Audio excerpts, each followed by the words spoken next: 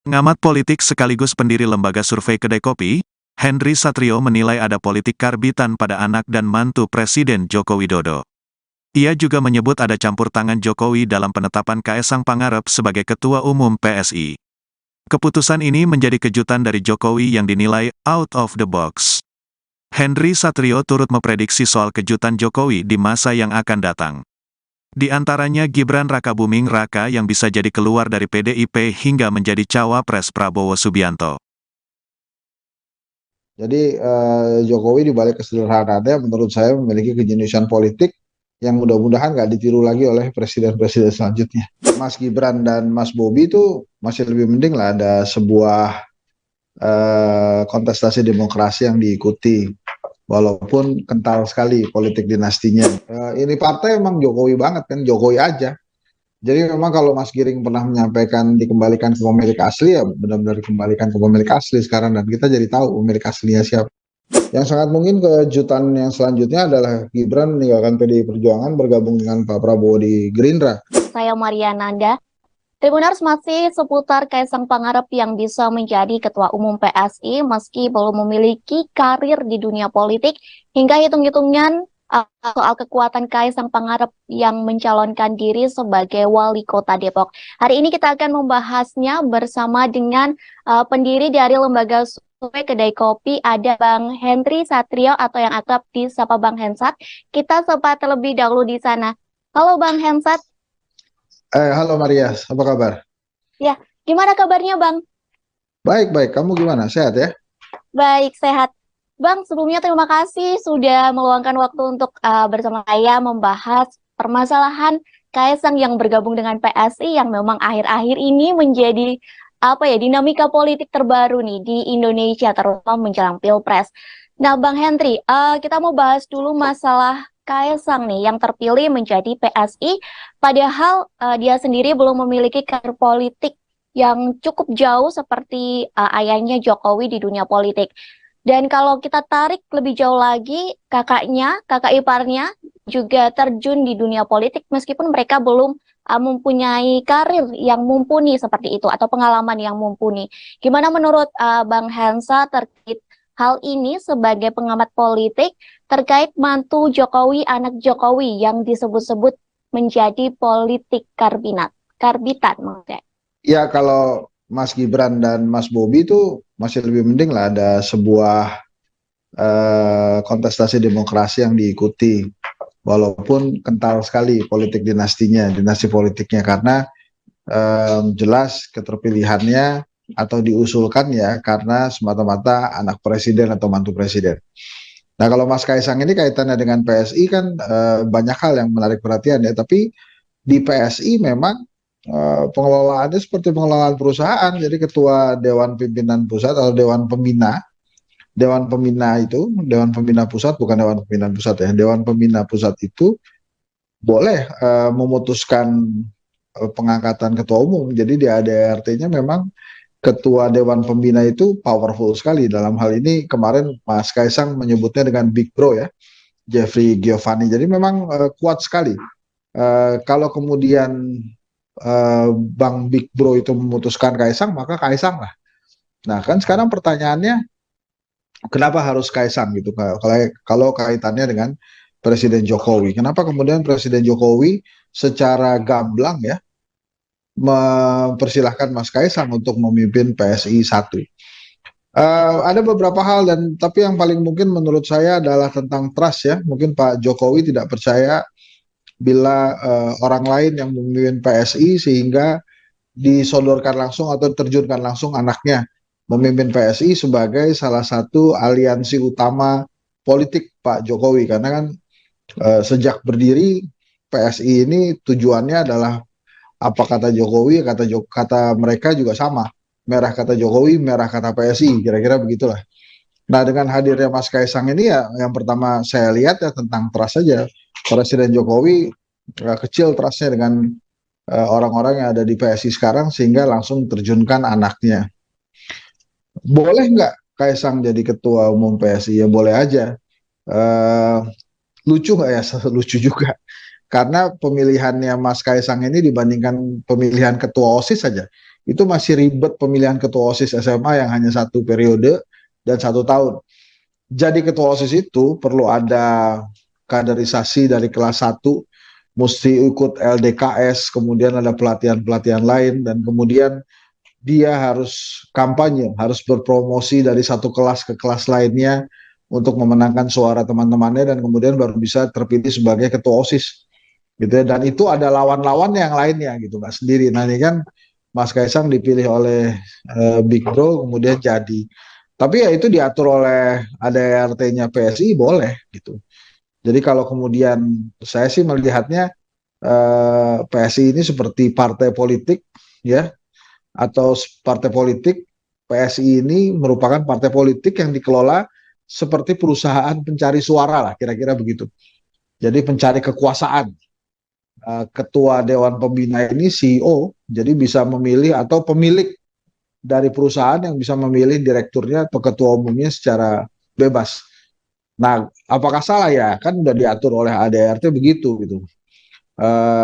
Apakah kemudian Mas Kaisang perlu kampanye ya? Di ADRT-nya nggak perlu kampanye juga. Yang penting dipilih oleh ketua Dewan Pembina, disukai jadilah jadi gitu. Sebelumnya kan Mas Giring juga begitu, ditentukan jadi ya sekarang tinggal keputusan para pemilih PSI, setuju nggak tuh program seperti itu, setuju nggak proses politiknya seperti itu. Yang jadi pertanyaan besar di masyarakat dan di media sosial kemarin kan, masa sih segitu banyak orang pinter yang ada di PSI dan banyak sekali kader-kader yang melek politik di PSI, semuanya setuju, nggak ada yang protes sama sekali dengan pemilihannya Mas Kaisang. 2 hari baru jadi ketua umum, tapi kan per hari ini nampaknya semuanya patuh-patuh aja tuh terhadap keputusan ketua Dewan Pembina, nggak ada yang protes. Kita tidak melihat berita ada pengunduran diri kader PSI gitu ya. Jadi ya itu yang terjadi, apa Mbak Ayah. Oke, Bang, secara gamblang kan memang Jokowi sudah memberikan restu ya kepada Kaisang untuk masuk ke PSI, bahkan menjadi ketua umum menggantikan Giring. Padahal sejak awal PSI itu sudah mendeklarasikan, sempat mendeklarasikan bahwa partai ini mendukung Ganjar. Tapi semakin hari semakin ke sini PSI justru dekat atau bisa dibilang mesra dengan Prabowo. Lantas gimana menurut Bang Henry terkait hal ini? Apakah jika nanti Jokowi benar-benar merestui Kaisang masuk ke PSI, apakah itu menjadi tanda bahwa Jokowi mendukung dari Prabowo? Gimana menurut Bang Henry?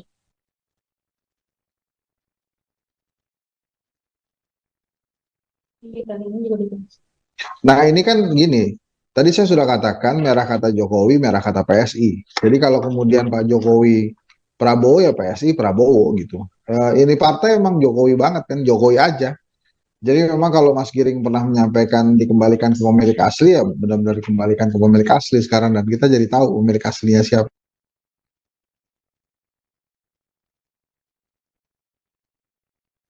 Halo Bang? Jadi gitu Ayah.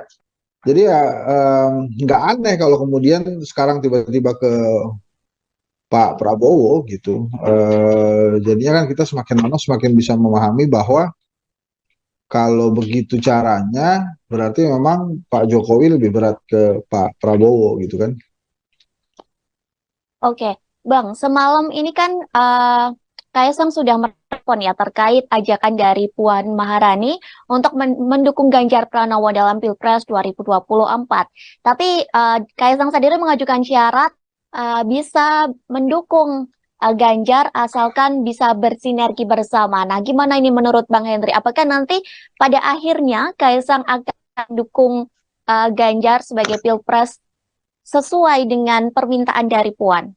Nggak usah lah, nggak usah kita ter apa terpaku atau menyesuaikan dengan lip service-nya Kaisang sebagai ketua umum ya. Kan itu sudah jelas, pasti kan dia tergantung bapaknya juga. Jadi ada baiknya ya terus terang aja, ya oke lah saya akan milih Ganjar kalau ada instruksi bapak, kan mendingan gitu sekalian. Jadi nggak perlu ada sok independen atau ada citra yang ingin dibangun bahwa PSI ini memiliki independensi tersendiri, tidak tergantung Pak Jokowi, tidak tergantung Presiden. Ayo, nggak perlu berdrama lagi, tidak perlu bersinetron lagi, sudah berterus terang aja juga, apa-apa juga gitu. Kan semuanya udah jelas, Anda terpilih karena Anda anak presiden gitu. Ya sudah, kalau kemudian mengatasnamakan PSI, ditanya sama Mbak Puan, mau nggak ke Ganjar, kan mendingan enak ngomong, iya nanti saya tanya Bapak dulu, kan mendingan begitu. Daripada menggunakan lip service politik yang menurut saya akhirnya eh, jadi gunjingan orang karena Anda dianggap tidak sincere gitu. Kalau Anda sincere kan pasti Andanya juga mau gitu. Dari awal tidak akan menerima pinangan PSI gitu karena pasti secara kaderisasi Anda belum melewati itu gitu ya. Secara kompetensi juga saya yakin lebih banyak orang di PSI lebih berkompeten sebagai ketua umum dibandingkan Mas Kaisang. Tapi kan ada yang tidak terbantahkan. Ini kan masalah garis tangan, kita nggak bisa bantah. Nah makanya kalau ada pertanyaan-pertanyaan yang terkait dengan keputusan Mas Kaisang, ya ada baiknya langsung aja berterus terang bahwa kan ya Anda terpilih juga karena ayah Anda gitu kan, bukan karena Kaisang. Boleh nggak ya? Boleh. Ya kan di ADRT-nya PSI diperbolehkan. Tapi kalau kemudian ada pertanyaan, ada ajakan, kemudian bersilat lidah layaknya Anda seorang politisi yang sincere kan jadi diketawain. Gitu kalau menurut saya kan mudah, ya udah sebentar saya tanya Bapak dulu, ntar Bapak arahan gimana. Atau lebih jelas lagi aja, kami menunggu arahan Pak Jokowi karena partai ini memang tegak lurus pada Pak Jokowi sejak awal. Kan Mbak Puan juga enak, nggak usah pakai bahasa terintegrasi, bisa berintegrasi dan lain-lain lah menurut saya. Oke, berarti kalau menurut Bang Hensat nih sebagai pengamat politik, apakah bisa disebut bahwa Kaisang ini disetir oleh ayahnya, oleh Jokowi? Ya itu kan pasti kan penerimaan KTA-nya kan di rumah bapaknya. Dan PSI sendiri selalu mengatakan mereka tegak lurus kepada Pak Jokowi. Dulu pilih Ganjar, kenapa? Karena Pak Jokowi diselimuti aja katanya dengan apa namanya aspirasi dari rakyat. Terus kemudian sekarang beda lagi ke Pak Prabowo. Ya kita tahu kan jejak digitalnya PSI ke Pak Prabowo gimana. Jadi kan nggak perlu lagi lah menutup-nutupi atau membohongi rakyat lah istilahnya kalau kasarnya seperti itu. Udah bilang aja saya tergantung Jokowi, nggak apa-apa juga kok, boleh, boleh gitu. Tapi nggak perlu kemudian bersilat lidah seolah-olah luar biasa gitu ya, mengedepankan apa tadi kemampuan kepemimpinan yang dahsyat. Enggak lah, udahlah. Anda itu anak presiden, nikmati saja garis tangan Anda gitu. Nah sekarang bagaimana harusnya partai-partai politik melihat PSI? Ya harus waspada. Karena dengan hadirnya Mas Kaisang ini sangat mungkin PSI ini menembus 4%.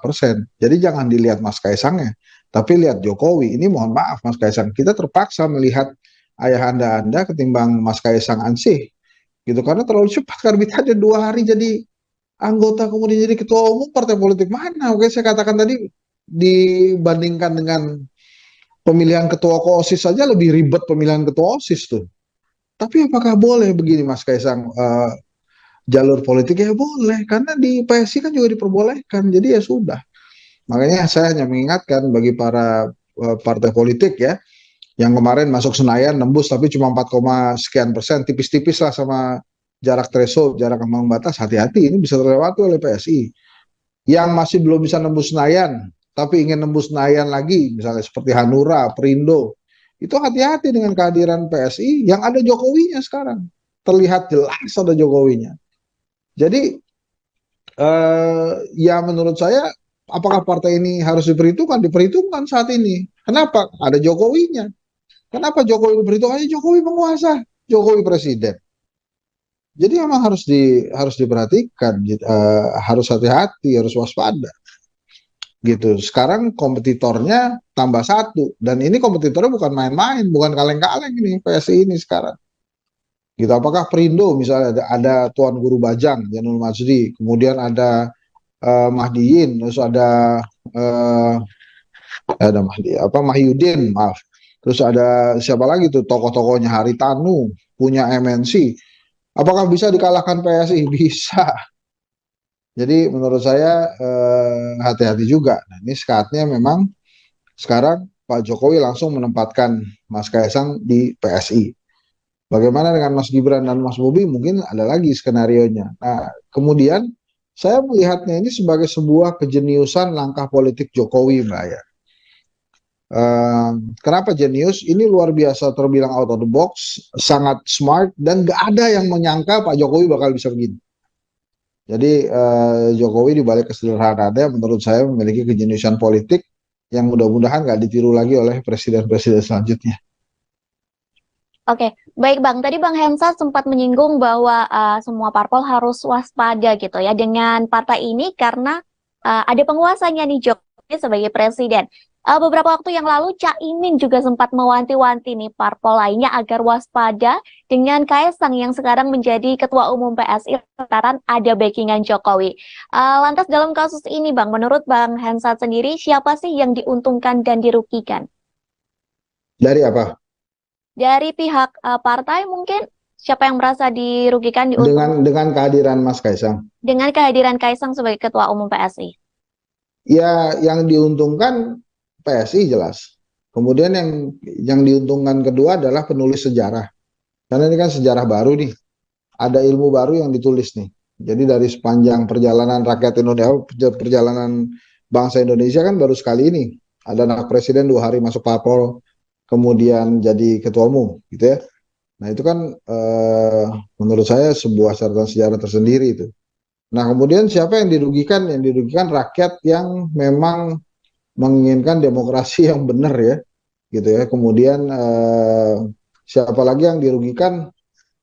Ya menurut saya kalau ada pemilih-pemilih PSI yang punya standar demokrasi garis lurus ya itu juga merasa dirugikan sih. Tapi lagi-lagi lah, diperbolehkan di PSI mungkin saya rasa sudah diperkirakan sejak lama. Nah ini ada yang nanya juga Mbak ya ke saya, ini apakah kemudian sebagai bentuk perlawanan Pak Jokowi terhadap PDI Perjuangan? Oh ini menurut saya bukan seperti itu. Perlawanan itu kalau disakiti Mbak ya. Tapi kan Presiden Jokowi kan nggak pernah disakiti oleh PDI Perjuangan. Bahkan diberikan terus fasilitas dan dukungan. Sebagai wali kota Solo 2 periode, gubernur Jakarta, presiden 2 periode, itu kan hal-hal baik yang diberikan PDI Perjuangan kepada Pak Jokowi kan. Tapi pada saat kita bicara tentang loyalitas dan rasa terima kasih, nah itu kita bicara hal yang lain lagi tuh. Tapi ini adalah jalan juangnya Pak Jokowi tuh. Kita lihat dari dibesarkan Ibu Mega, kemudian secara kasat mata mendukung Prabowo ya, walaupun Pak Hasto Sekjen sudah mengatakan berkali-kali bahwa sebetulnya ini sudah klik, ini sudah krek, ini hubungan antara Pak Jokowi dengan Ibu Mega. Jadi jangan lihat apa yang ada di permukaan saja, tapi kan rakyat Indonesia juga sulit ya. Secara di permukaan itu jelas, yang sekarang sering diajak-ajak kemana-mana ya bukan Mas Ganjar, tapi Pak Prabowo gitu ya. Dan para pendukung garis kerasnya Pak Jokowi yang tadinya di Ganjar semuanya pindah. Kan yang paling mudah melihat dukungan itu kan kita lihat aja siapa-siapa yang pernah deklarasi garis keras atau tegak lurus kepada Pak Jokowi itu ada di mana. Projo misalnya, walaupun berkali-kali mengatakan belum memutuskan gitu ya, tapi kan dia tegak lurus ke Pak Jokowi dan nampaknya sudah ke naik kuda ke Pak Prabowo. Jokowi mania Noel misalnya naik kuda ke Pak Prabowo. Beberapa influencer yang tadinya ada di kubu Pak Jokowi ya pindah ke Pak Prabowo.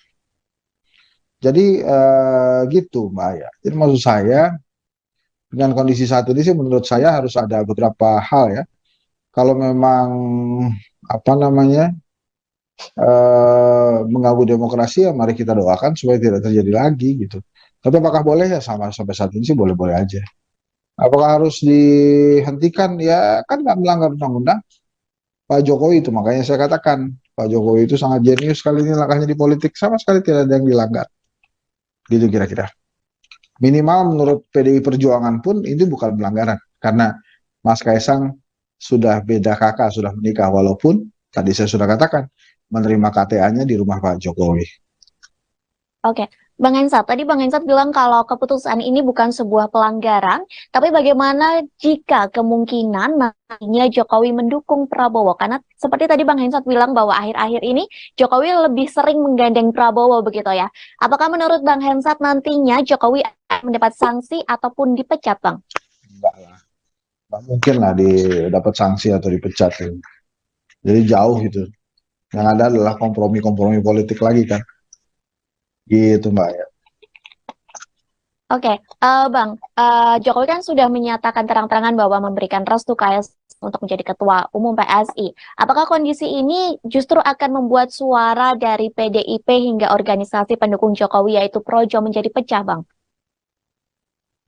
Kalau Projo saya nggak ngerti relevansinya. Dengan PDI Perjuangan juga saya nggak ngelihat relevansinya. Karena eh, Projo itu tegak lurus kepada Pak Jokowi, jadi apapun kata Pak Jokowi ya udah. Kalau disuruh ke PSI ya ke PSI gitu. Sementara PDI Perjuangan itu tegak lurusnya ke Ibu Mega, bukan ke Pak Jokowi. Jadi kalaupun Pak Jokowinya pindah, sementara Ibu Mega mengatakan Ganjar ya Ganjar. Hanya kan kita lebih melihat ke pelajaran-pelajaran politik yang didapat ya. Tadi yang saya katakan tentang rasa terima kasih dan loyalitas. Oke, Bang, selama ini bahkan sebelum bergabung menjadi Ketua Umum PSI, sebelum bergabung menjadi PSI, Kaisang tuh kerap mendeklarasikan bahwa dia akan mencalonkan diri sebagai wali kota Depok. Nah, gimana menurut Bang Hensat? Kecil kalau wali kota Depok ini. Dia sekarang udah ketua umum partai kok. Kalau cuma wali kota menurut saya mestinya dia tidak lihat lagi itu sebagai target ya. Kalau Oke, ketua umum partai itu targetnya menteri lah minimal kan. Berarti kemungkinan untuk mencalonkan diri sebagai wali kota Depok itu adalah sesuatu hal yang mudah bagi seorang Kaisang ya, Bang ya? Mudah tapi mau ngapain? Menurut saya sih kurang kerjaan kalau masih ngincer Depok. Menurut Oke, saya. kalau misalkan benar-benar terjadi nih Kaisang menjadi wali kota Depok, kira-kira apa yang akan terjadi di dunia politik selanjutnya? Apa yang kira-kira akan Jokowi lakukan dengan anaknya Eh, ini? saya rasa lupakan wali kota Depok ya. Kalaupun pengen banget ya menurut saya sih ya bukan hanya di partai lain yang ketawa, PSI juga ketawa. Masa ketua umumnya cuma menargetkan jadi wali kota gitu kan. Jadi menurut saya mulai hari ini ya Mas Kaisang mulai berpikir kalau nanti dukungannya menang ya jadi menteri, jadi wakil menteri dan itu wajar aja. Nanti kan Pak Jokowi tinggal bilang gitu kan anak saya ketua umum partai. Jadi kalau kemudian nanti jagoan saya menang kemudian milih anak saya ya nggak apa-apa gitu. Tapi lagi-lagi menurut saya ini ada macam-macam isu ya yang kita lihat dan kalau saya sih tidak pernah menyangka lah Pak Jokowi akan melakukan langkah politik seperti hari ini. Enggak lah, Oke, Bang. enggak apa namanya maksud saya. Walaupun Pak Jokowi berkali-kali mengatakan ini anak sudah besar, sudah menentukan sendiri kalau dilarang ya tetap dilakukan. Enggak lah. Menurut saya tetap kalau dalam urusan politik dan kekuasaan, sang ayah sebagai penguasa sangat berperan pastinya. Oke, Bang. Tadi Bang Hensat bilang bahwa Jokowi cerdas dalam dunia politik gitu ya, Oh dengan bukan cerdas, jenius. genius dengan out of the box-nya Kaisang masuk ke PSI. Menurut Hensat, apakah kira-kira ada kejutan lagi dari Gibran ataupun mungkin dari anak mantunya dari Jokowi? Oke, ini perkiraan ya, prediksi nih sebagai pengamat politik, analis komunikasi politik juga. Yang sangat mungkin kejutan yang selanjutnya adalah Gibran meninggalkan PDI Perjuangan bergabung dengan Pak Prabowo di Gerindra atau hanya keluar dari PDI Perjuangan dan kemudian bersiap menjadi wakilnya Gerindra menjadi wakil Pak Prabowo di Pilpres 2024. Itu mungkin salah satu kejutan yang akan terjadi ya. Oke, berarti nanti kita akan bisa tunggu kejutan-kejutan apa dari Jokowi dengan dinamika politik yang semakin memanas, apa yang akan dilakukan Kaisang dan Gibran untuk selanjutnya gitu ya Bang ya? Iya, tapi sih saya berharap tidak ada kejutan lagi, udah cukup PSI ini aja lah. Baik, terima kasih Bang Henry Satrio atas Sama-sama, waktunya. Aya. Sudah berkenan untuk berbincang bersama saya di Tribun on Focus. Semoga lain kesempatan kita bisa bincang lagi, Bang.